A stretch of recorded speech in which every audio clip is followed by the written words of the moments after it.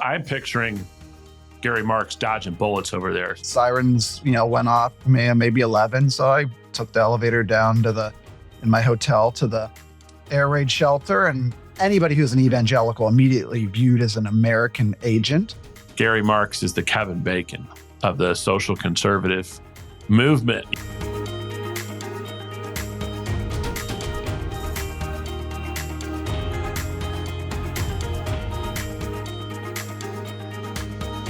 Well, hello and welcome to the Liberty Spenders Podcast. It's Kurt Luidhardt, your host and co-founder of the Prosper Group, an agency that's raised over $500 million and elected over 100 members of Congress, 15 governors, 15 U.S. senators, and 1 president. Now, in addition to helping political candidates get elected, we're helping your business get elected by answering the question, what if you could exponentially grow your business by tapping into a unique and engaged audience we call Liberty Spenders? Now, Liberty Spenders are 76.5 million politically conservative or faith-based consumers who make up roughly 40% of the country, and they're looking to buy from your business if you align with their values. And if you want to learn more, right now you can go to libertyspenders.com/free and get a free copy of our book. Our guest today is Gary Marx, the president of Defenders of Faith and Religious Freedom in Ukraine. Gary's also president of Madison Strategies and the Concord Fund, and currently serves as senior advisor to the Digital Crisis Network. He launched Madison Strategies in 2013 after serving almost 3 years at the helm of the Faith and Freedom Coalition as executive director. His career path includes some high-level postings, which we're going to talk about later, as senior advisor to Scott Walker for president, Marco Rubio for president, conservative coalitions director at the Bush-Cheney 2004 National Campaign Headquarters, where he spearheaded outreach to social conservatives and people of faith. Today, we're going to talk about the 5th P of our 5P system for conviction-driven marketing and talk to the guy who knows the faith ecosystem in this country better than almost anyone, Gary Marx. But before that, we're super pumped to talk about Gary's time in Ukraine and how the war is affecting religious freedom there. Gary, thank you for joining. Yeah, Kurt, it's great to be with you and your audience. It's a special moment. It's a great time of year. We're thankful for so many things. I know. I can't believe it. It goes by so fast. I forever thought this November 2024 election was never going to happen. We were just going to be caught in some infinite loop. And now it's over and it's just spinning from it all. But it's very exciting. But even before that election, you did something really cool and exciting. You went over to Ukraine and got a sense of what's happening there from the ground. Tell us a little bit about your trip, what you learned there, who you were there with. Tell us what we need to know. Yeah, on the front end, I should say that this project is part of Kyiv Global Outreach. If you want to find out more information, it's on file with the Department of Justice in Washington, D.C. Defenders of Faith in Ukraine. We spun this up in February of this year, really to begin to really teach a U.S. audience a lot more about the religious freedom element of the Ukraine conflict and help people understand Ukraine is the Bible Belt of Europe. It's 85% Christian. In a very secular Europe, it's different than almost every country in that respect. That's sincerely faithful with Orthodox community, a strong Greek Catholic community, a very strong evangelical community. What I found when I visited first in June for the National Prayer Breakfast is these are people just like us. Most Americans, and particularly evangelicals, would be very comfortable there. There's been so many connections even since when the wall came down with U.S. missions agencies, churches that have done missions trips there. So there's a unique relationship that since the wall came down has been very westward. Ukraine is not like many stuck in this Soviet Eastern Bloc mindset. It's always been, once freedom was able to flourish there, they have been westwardly oriented and very faithful. And I saw that when I was there in June and then again in September. It seems pretty wild. Of course, I remember when I reached out, you had either just come back, you were about to leave. Of course, I'm picturing Gary Marx dodging bullets over there. So what was the experience on the ground?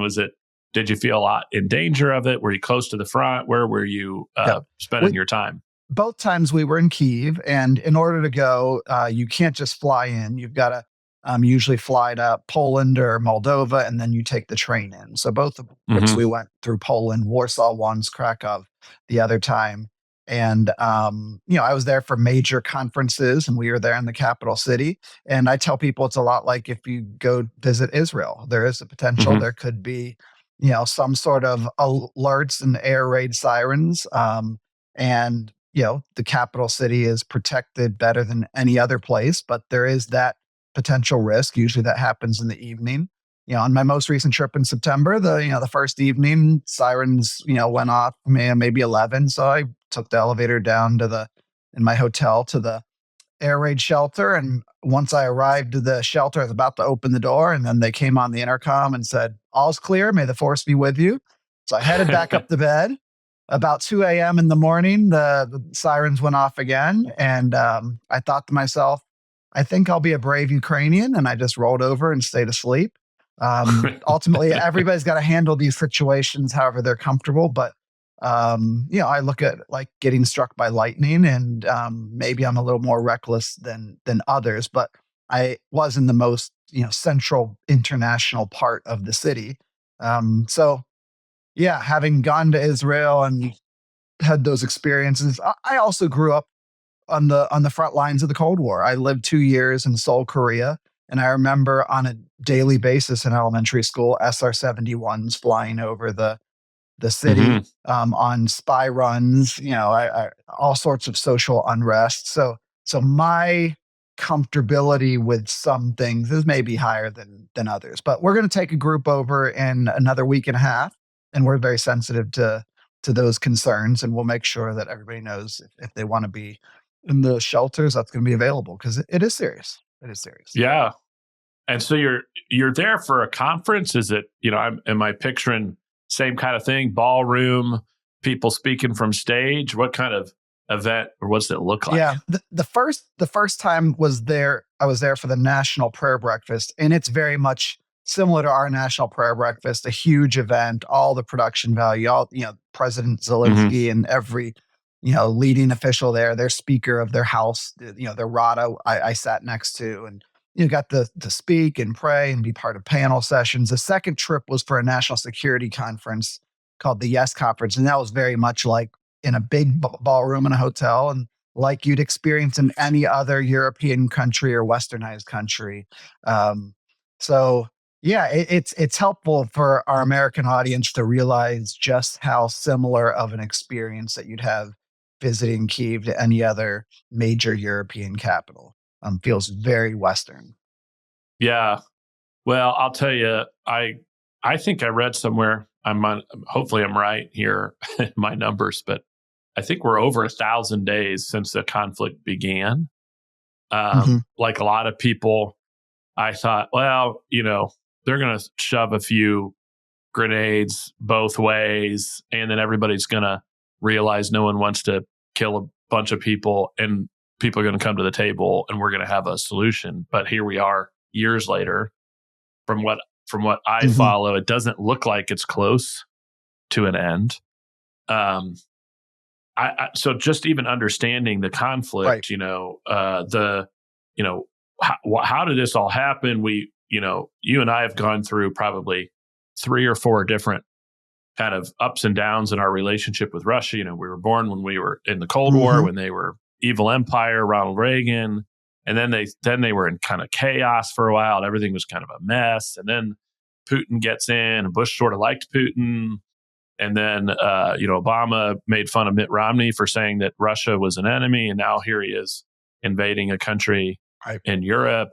And, there are people on our party and on both sides, really, I think, who are both wanting to support Ukraine, not wanting to support. It feels like a pretty dynamic situation, not let alone the history in the last few years of Ukraine. Hmm. And so how do you kind of come to an understanding of what the world's happening here, and who is Putin and what is Russia today? Is it the Hmm. commies of yesterday? Is it just a strongman dictatorship? Are they somehow engaged in some sort of justified action, or is this just a cynical attempt at land grab? So it's really hard to understand. What have you learned from Hmm. your experience with it? Yeah, great question. And I want to try to unpack that. There's a lot there. Um, but I'll try to put myself in the position of your audience because, up until February this year, I think I would have been like a lot of them and had the same perspective that you do and what's happening because it's been now 1,000 days since what we call the full scale invasion. Mm-hmm. Remember, backing up a little bit, they had taken land in Crimea in 2014 when Obama was president, and the Western world said, hey, you shouldn't do that. But there was no repercussions. Mm-hmm. Trump, though, then was very strong in and his actions related to Putin, which people didn't give him credit for. He did not grab land during the period of the Trump presidency.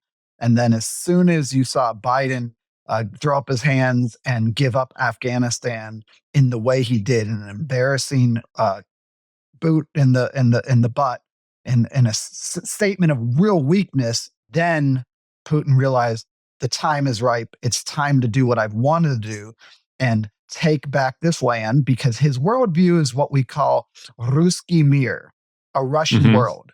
This doctrine or dogma, and some people would say even a theology, is that there is a Russian world without borders. Mm-hmm. All of the previous Soviet land should be theirs in this view, kind of a manifest destiny Russian style, and even beyond that. So the Mm-hmm. Russian world view as a theology then is supported by the Russian Orthodox Church. That's the only, approved state religion. So you have Patriarch Kirill, who runs the Russian Orthodox Church, who's Putin's buddy. Putin's Mm-hmm. buddy from KGB days, trained together. Think of your best friend from high school. This is like their relationship. So Uh-huh. the invasion happens, and Patriarch Kirill blesses all the Russian soldiers.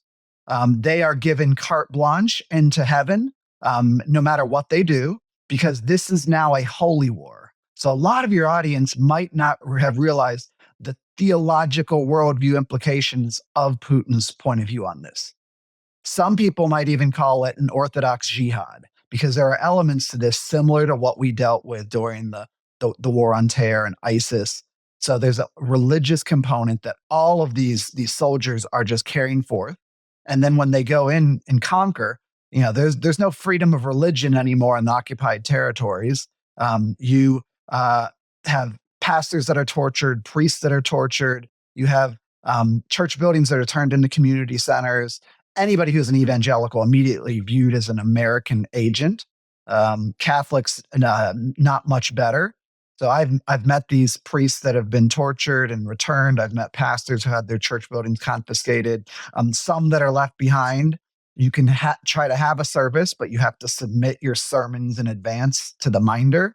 And the minders are there during the service. And if anything's said that's inappropriate, they shut down the service and send you outside. So we are back to what looks like a Soviet authoritarian system in any of the areas that are occupied. But there is now a state church that's allowed. The Russian Orthodox Church is the one approved state church. Mm-hmm. So it's a little bit of a thumbnail sketch, but I can unpack some more. Yeah, well, that seems interesting, right? Because at the core of the previous communist state of the Soviet Union is a belief in atheism, right? I mean, it's this fundamental core belief of Marxism, right? We're not born sinful like we Christians believe. Right. We're not infinitely corruptible. There is a way as in a communist system that we can all just lead to paradise if we just follow the communist way. And I'm sensitive to that, Kurt. As a guy named Marx, I'm sensitive to make sure we all get this right. Yeah. We understand what Marxism was. Yeah. Well, and I have heard, as I've seen some reporting on Putin, he uses some religious language when he's talking about what's happening over there. And so that's a big change from, the end result might be the same if it's brutality and authoritarianism, right. But it's now we're going to cloak it in religion. Much better marketing compared to the Soviet system, who rejected God completely. It was just antithetical to what's in people's hearts. Every human is born with an imprint of a creator of some type. So they're no longer pushing back against that. They've They figured out a better marketing pitch, so to speak. But the beliefs are not Christian in practice. The torture and killing and taking over other countries and the destruction. Now they're running drones on what we call safari hunts, and they just fly their drones into any city and they shoot or attack any civilian, any car that moves. This is what's happening in the front lines, which is barbaric and not at all Christian. But I interrupted. No, well, I just noticed the difference of it. And, I've certainly seen it because I think you see Putin trying to appeal somewhat to people who might be persuaded by a religious language in this invasion attempt he's doing, right? And so I do think that's an interesting, perhaps truly tragic feature of what's happening there. There was also a lot of reporting early on, maybe hopeful reporting on our part, that Putin was kind of weak and falling apart, barely holding things together, maybe even have created an invasion as a way to solidify his power, unify. But of course, here we are more than 3 years later, and it's still kind of running along. There's been a few moments when I thought, man, maybe it's over for him. He's got his own army, mercenary general tries to lead a coup against him. Maybe the time is up, but here we are, and it's still happening. I don't know if it's an American president or somebody who has to intervene and say, let's have peace here. And maybe you don't know, maybe this is the room for diplomats with a lot more experience than either one of us, but how does this thing end? Yeah, that's the $1 million question. And of course, I've dealt with a lot of the religious leaders on the ground. And I do think that it might surprise your audience to know a lot of them were praying for a Trump victory. Their perspective was that the status quo of Biden's support that was just enough to keep them going, but not able to make progress, that status quo of slowly losing or slowly being boiled to death was not what was needed. What was needed was a strong American president who negotiated from a position of strength, who maybe had some tendencies that were a little bit more of a wild card. But the perspective was they thought that Trump coming into office could negotiate and bring about a just peace. Now, what that means exactly in terms of land and whether it's an armistice like Korea or just a cessation of hostilities, hard to know. To put things in perspective, Kurt, you're in Big Ten country. So imagine if all of Big Ten country minus this fake expansion here to California, let's take that Big Ten, traditional Big Ten country, that's how much land has been taken by the Russian forces, 20% of the country roughly. So take the entire Midwest. How do you think as Americans we would feel losing 20% of our country? So those are the feelings going into the thought of negotiations that they have. This is very difficult. But if somebody can get it done, a lot of folks believe that the ultimate deal maker, Donald Trump, could get it done. And if not, he will threaten all sorts of wild cards that Putin may not want to accept.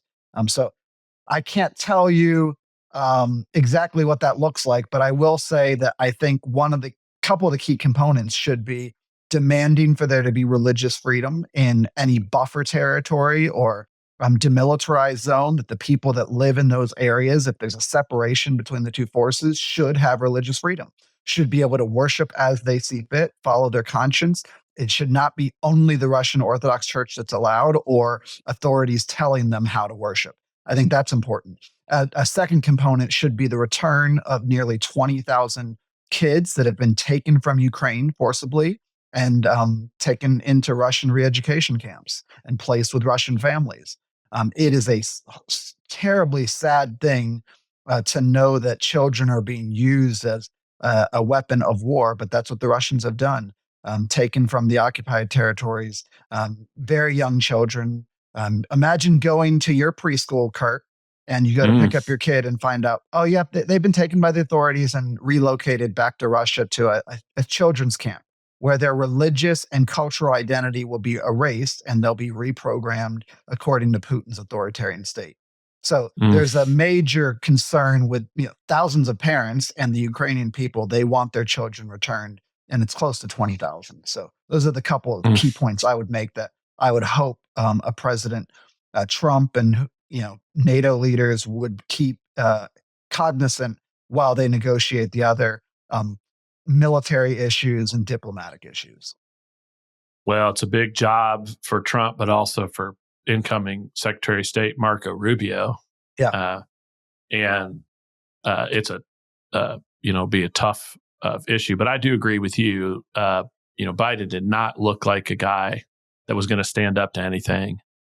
And, it was one of the things that, we were talking about as a party before he withdrew, which is, and even now, we certainly have to argue if he wasn't capable of doing an hour-long debate with Donald Trump, he's certainly not capable of sitting across the table from Putin and negotiating anything. Mm-hmm. So the sooner we can get to the inauguration, probably the better. And Trump is a scary dude when it comes to that for the reasons you're talking about. He can be very unpredictable and very serious. Mm-hmm. And it's probably what made him a great real estate negotiator. That's right. As well. The art of the deal is truly an art. It's not a science. Yeah. It's not like paint by numbers. I think that people maybe underestimate his skills too often and don't remember what he's capable of. And he was very strong on the world stage. He sent the Iranians a message when he took out Soleimani, and in so many other ways, he ushered in an era of peace with the Abraham Accords in the Middle East. And in response to that, Hamas and Hezbollah, as Iran's proxies, and the Houthis now, did what they did to try to stop that peace from happening once Biden got in there. So I'm very optimistic that Trump's going to bring more peace in the Middle East based on the values that we care about, and he can also bring a just peace to Ukraine. Yeah, well, there's something for peace through strength, right? Yes, for sure. I know it's going to be a challenging balance. As a diplomat, I'm sure, how much violence are we really willing to undertake? But we're dealing with people who are not behaving by our rules. But I'm glad you're getting this experience and having a chance to tell that story, because even as someone of faith, I didn't fully appreciate the connection between Ukraine and the evangelical church, but also just what they're dealing with over there. I don't feel like that's gotten a whole lot of coverage in the middle of all this. No, certainly not enough. And we've started to host different evangelical leaders from Ukraine to travel the country and go to important meetings. For instance, the Southern Baptist Convention, they had their meetings in Indianapolis. So we had pastors that were there to meet with key leaders and tell these stories, tell the story about what's happening with religious freedom in Ukraine, and take them around conservative and Christian universities, and of course Washington D.C. and Capitol Hill. So we're trying to amplify that message so people have a much more rounded picture and view and understanding of who the Ukrainian people are. Yeah, well, I'm glad you're doing the Lord's work there, and people of faith are coming together to support each other. And now for a really weird transition to something completely different. I wanted to also, hard pivot. Now we're going to go from discussions of conflict, war, and persecution to talk a little bit about how I first met you and knew you, which was as I used to joke, maybe I think to your face, Gary Marx is the Kevin Bacon of the social conservative movement. If you want to do outreach to social conservatives and to people of faith as a political candidate, you need to be talking to Gary Marx. I know a lot of presidential candidates agreed with you. You've worked for 3 or 4 in the last 2 decades to help them learn how to do outreach into these audiences. And when we talk about this with businesses, we say the same thing that I'm sure you experience. There's a unique ecosystem of Christian and conservative leaders. It's not always something that you can just Google to figure out. There's Christian and conservative media that can be very influential that most Americans don't even know exist. Maybe not even marketing firms they would hire. And so there's a lot of sort of experience and learning you need to gain to really do well at sort of developing relationships, whether it's to encourage support of a presidential candidate like you have done, or to bring the good news, your business to this audience. But tell us a little bit about it. Like you did social conservative outreach for a presidential candidate. What is that? What does it look like? What would you be doing every day? Yeah, so really a lot of this came out of the heartbreak that President Bush's campaign saw in 2000. You had that Florida recount that was ultimately a presidential election determined by 527 votes. So coming out of that, Karl Rove knew that he needed to make sure that the 2004 campaign would really focus on values voters. There were estimated 4 to 5 million values voters who didn't turn out in 2000 that they wanted to turn out in 2004.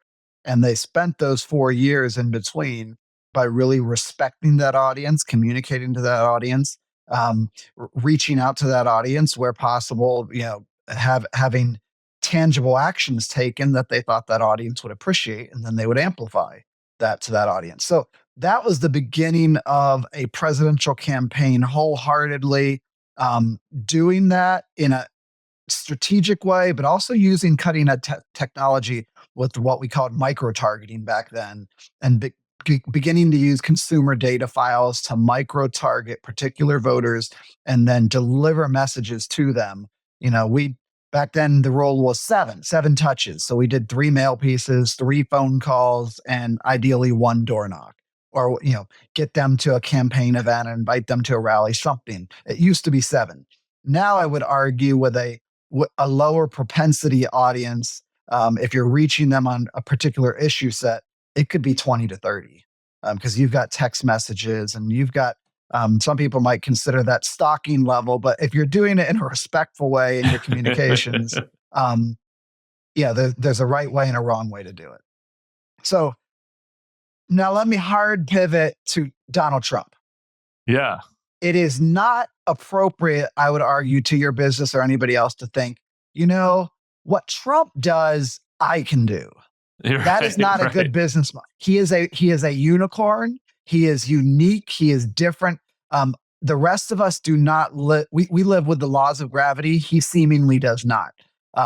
He has made different mistakes with that audience. For instance, he talks about, hey, 2 Corinthians, and he uses tries to use biblical language, but everybody knows it's 2 Corinthians.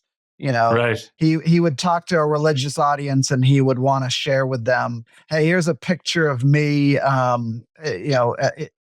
growing up at a Presbyterian church, and this is important. Whereas, most of the evangelical audience, they would want to know about your salvation experience and your testimony and a story of repentance. They wouldn't just want to see a picture of you in a church. But nevertheless, he has overcome obstacles of not being from clearly not the social conservative world originally, coming from being a casino owner and pro-abortion and supporting Democrats. He was able to turn and pivot from that, and also not having a background clearly in the church, pivot from that, because he did a couple things uniquely that are lessons that we can all learn. He spends the time with leaders. He respects them with his time, and he listens. When he has meetings with people of faith, with conservative leaders, he listens. He doesn't sit there doing all the talking. He listens, he hears their concerns, and then he follows up with clear action. Does he necessarily believe everything they believe? No. And what is different, though, is they realize he's authentic. He respects them. They can work together to find common ground. And then ultimately, he delivered in ways in his first term that showed them that he was true to his word. He did respect them in their concerns. A lot of their concerns they saw success with. And he found that path. And a lot of your leaders can find ways to respect that audience, and similarly to Trump in that way. But remember, you're not him, and the laws of gravity still apply to you. Yeah. Well, I do talk to people. If you're a business and you want to develop relationships there, authenticity and trust is so important, and it's not easily obtained. You really got to get to know people. They really need to understand you're authentic. You're not here because you want to achieve only a financial outcome, but that you care about the kingdom. You're a true person of faith. So I think that point is well taken.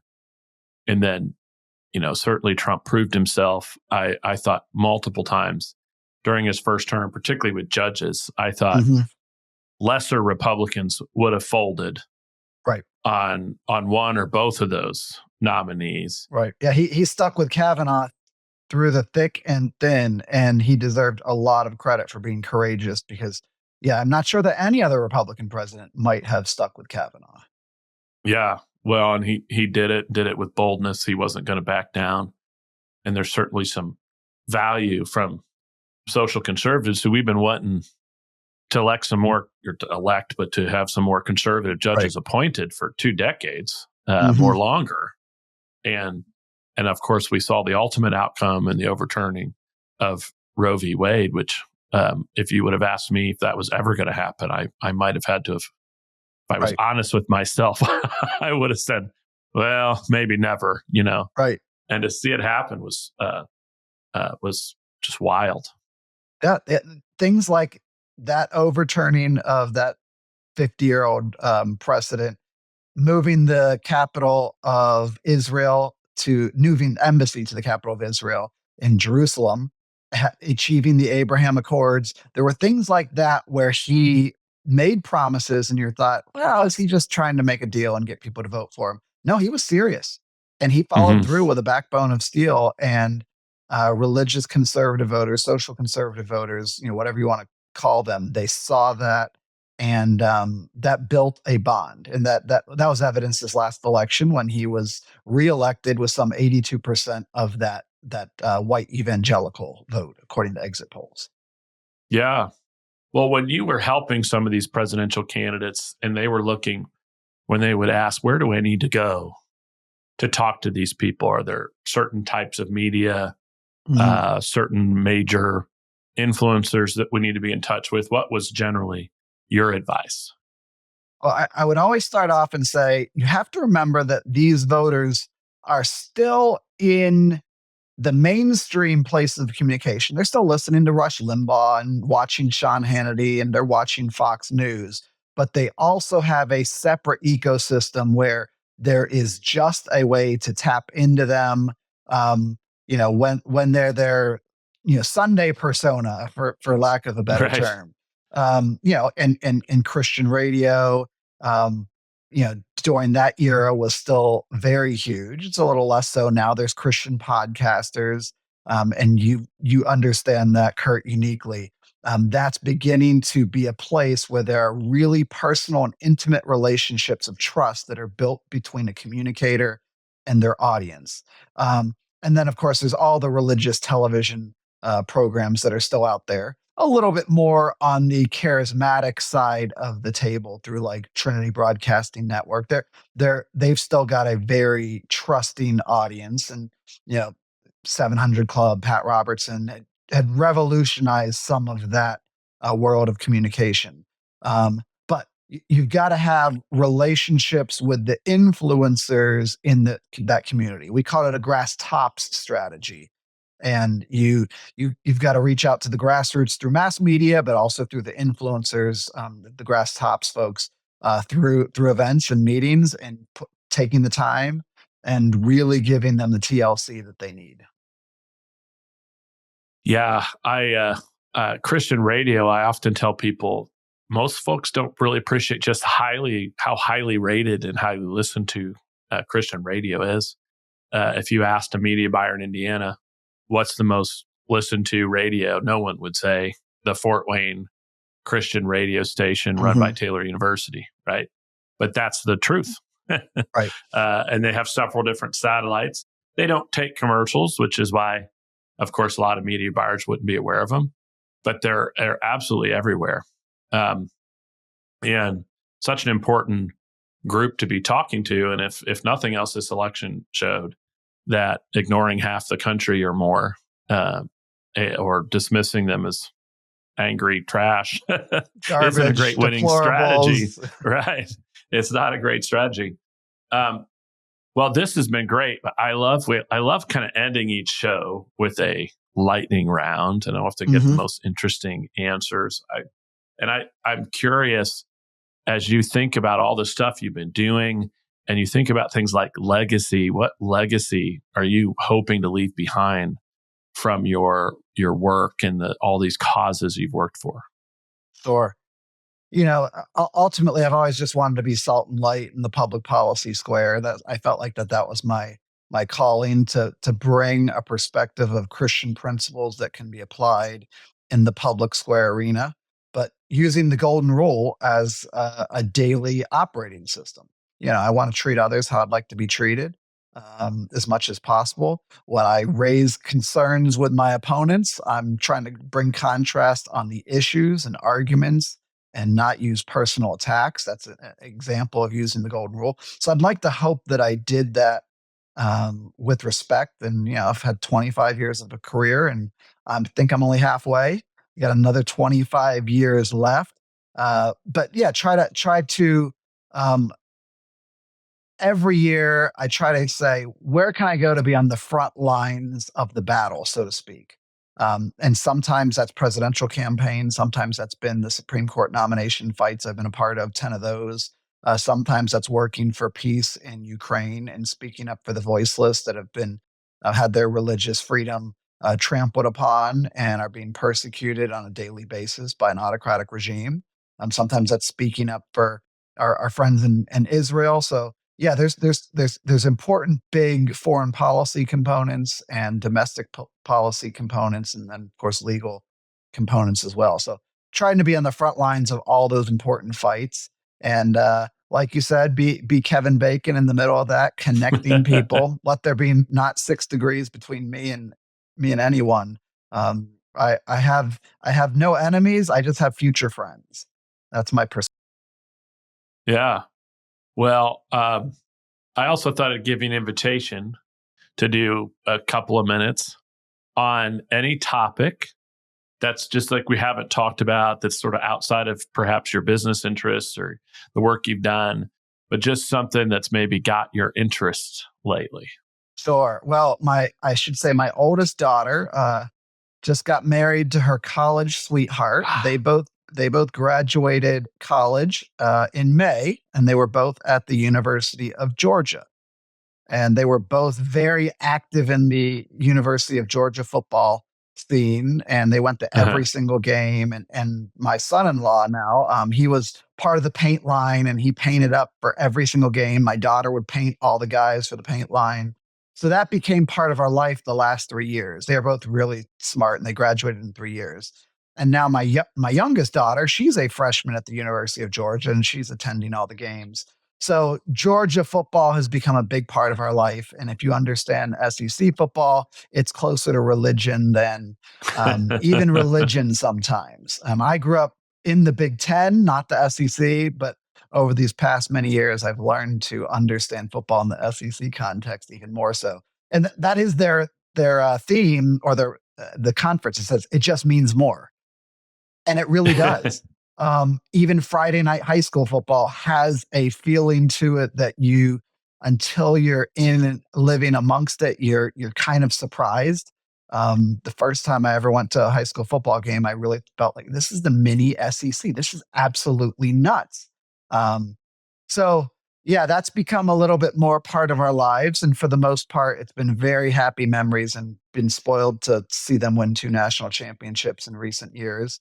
Yeah. And I have a rule for everybody. If your team wins the national championship or a Super Bowl or the World Series or a NCAA basketball, if your team wins anything, I don't want to hear any complaining for 5 years. There's a 5-year statute of limitations. Just zip it. Nobody wants to hear it. Nobody feels sorry for you. Nobody's going to, in the least, so I understand that there's things I can complain about with the committee right now, but I'm not going to do so because I'm on my 5-year statute of limitations. I like that rule. We should be more grateful this time of Thanksgiving, right? Yeah. Well, particularly in college, I think, because you have to Unlike the NFL, where you might have, say, a starting quarterback for 20 years or something. If you've got a particularly healthy one, you're moving players through. Oh, yeah. I'm always surprised at these programs that remain good year after year after year after year because they're recycling players so frequently. It says a lot to the program and to the coaches that they have consistent. Kurt, think about the Indiana Hoosiers. Right now, like for the first time in forever, they're undefeated, but they have a brand new coach who took half his team from my alma mater, James Madison University. He's got them 10-0. Maybe they knock off the Buckeyes this weekend. But do we think that that's sustainable? Do we think next year when all those players graduate, they'll immediately be able to replenish? I don't know. So you have to really be grateful when you have it. Yeah.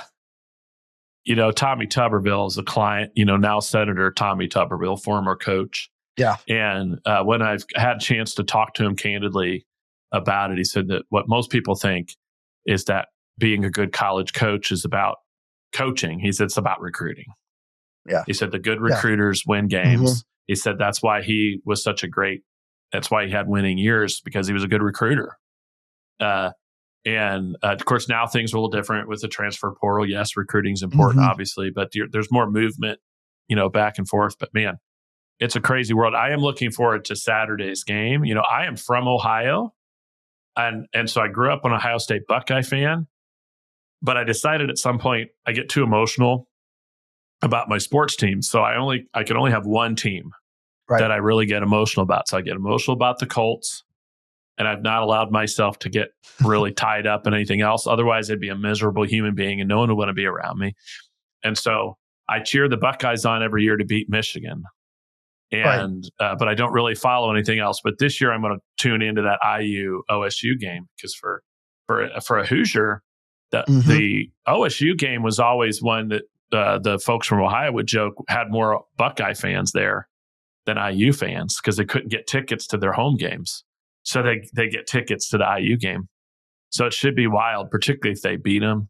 I also have a little bit of a burr on my shoulder, because speaking of Tommy Tuberville, he also said similar to what you said. He said, "Oh, IU they're good because they brought players from somewhere else." So he's got some. It's a good thing for him. He's not a U.S. senator from Indiana, so he'd be unpopular right now. Well, it's been a pleasure to have you on, and I learned a lot at this episode, particularly about what's going on in Ukraine. And I think we're going to have an exciting time here in the next few weeks as we see how the new administration handles Ukraine and the conflict happening there. And hopefully we can find a way out of it. For those of you who are joining and have listened in, you can get in touch with Gary on his website, madisonstrategiesllc.com. Do you have a website for your Ukraine Religious Freedom Group? Yeah, defendersoffaithukraine.com. defendersoffaithukraine.com. So make sure to hit that up to learn more. And thank you for tuning in. We invite you to join the Liberty Partnership community at libertyspenders.com. Additionally, I hope you learn more from our new book called Liberty Spenders, and you can get it today for free at libertyspenders.com/free. Until next time.